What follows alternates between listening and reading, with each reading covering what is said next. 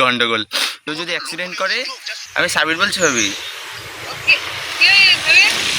তো হ্যালো বন্ধুরা, আজকে চলে এসেছি আর একটা মজাদার ভিডিও নিয়ে। চলো, আজকে এটা হবে একটা প্র্যাঙ্ক ভিডিও, আর এই প্র্যাঙ্কটা হবে আমাদের ঈশানের করে।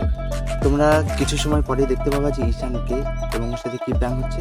এখন এইটুকুই জানো যে ওর উপরে প্র্যাঙ্ক হবে, এটা তোমরা জানো আর আমরা এই দুজন জানি, আর কেউ কিন্তু জানে না। চলো কল করে আগে মানে কোথায় আছে কি করছে আগে এটা শোনা যাক।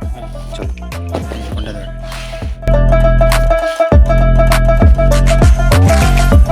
একটা 95।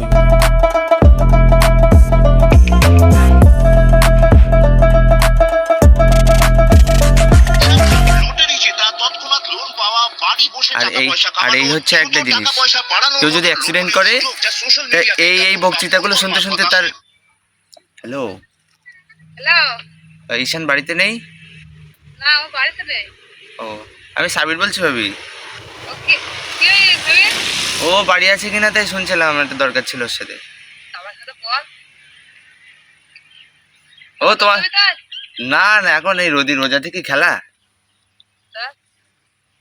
ও এমনি বসছিলাম তাই গল্প টল্প করবো ভাবছিলাম তাই। ওই স্কুলে গিয়ে আজকে তো স্কুল খুলি না।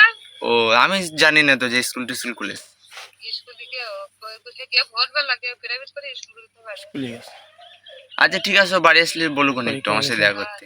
দাদু শরীর সব ভালো নেই তো? হ্যাঁ আলহামদুলিল্লাহ, তোমাদের দোয়ায় ভালো আছে। তো ভালোই, আমি স্কুলে ডাক্তার না কেন? ও আচ্ছা, একটু আস্তে টাস্তে হয় যাওয়ারই। তোমরা আসতেছো না? যাওয়া না, আমার পরীক্ষা কালকে শোধ হলো না। ও তো এবারে এসো। আচ্ছা না রাখছি তাহলে। গাইস ঈশানের মা ধরেছিল, এবার মা ধরেছিল গন্ডগোল। যাই হোক, ঈশান বাড়ি আসা পর্যন্ত অপেক্ষা করি। আসল প্র্যাঙ্কটা হবে বিকালে, মানে আমাদের বল ফিল্ড মাঠে ওই জায়গায়। চলে দেখা যাক, এখন এই পর্যন্তই, চলো।